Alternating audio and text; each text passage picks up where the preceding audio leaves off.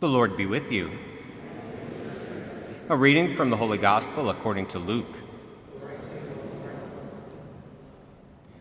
Tax collectors and sinners were all drawing near to listen to Jesus, but the Pharisees and scribes began to complain, saying, "This man welcomes sinners and eats with them." So to them he addressed this parable.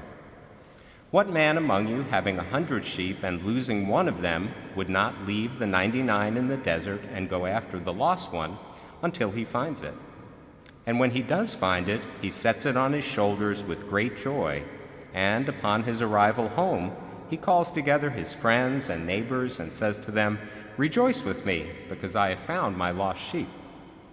I tell you, in just the same way, there will be more joy in heaven over one sinner who repents than over 99 righteous people who have no need of repentance.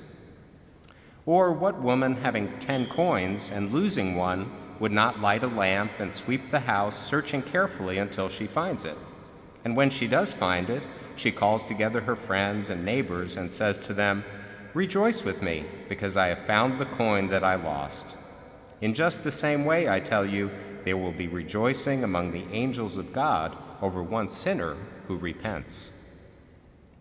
Then he said, "A man had 2 sons, and the younger one said to his father, 'Father, give me the share of your estate that should come to me.' So the father divided the property between them. After a few days, the younger son collected all his belongings and set off to a distant country, where he squandered his inheritance on a life of dissipation.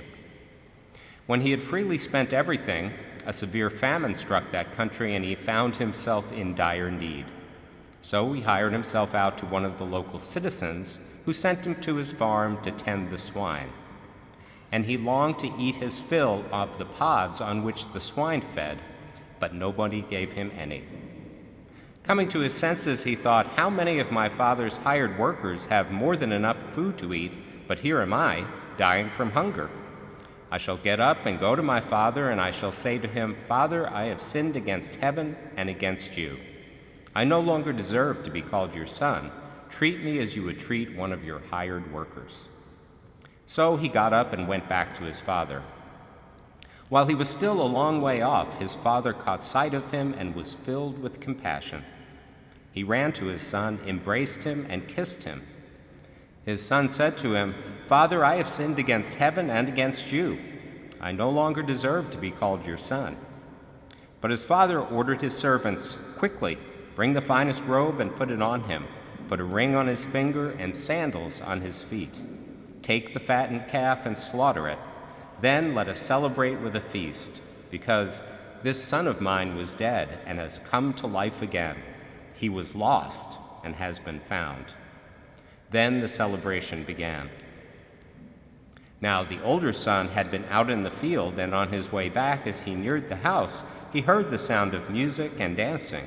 He called one of the servants and asked what this might mean. The servant said to him, 'Your brother has returned, and your father has slaughtered the fattened calf because he has him back safe and sound.'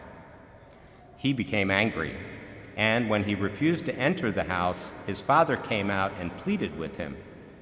He said to his father in reply, 'Look, all these years I served you, and not once did I disobey your orders. Yet you never gave me even a young goat to feast on with my friends. But when your son returns, who swallowed up your property with prostitutes, for him you slaughter the fattened calf.' He said to him, 'My son, you are here with me always. Everything I have is yours. But now we must celebrate and rejoice, because your brother was dead and has come to life again. He was lost and has been found.'" The Gospel of the Lord.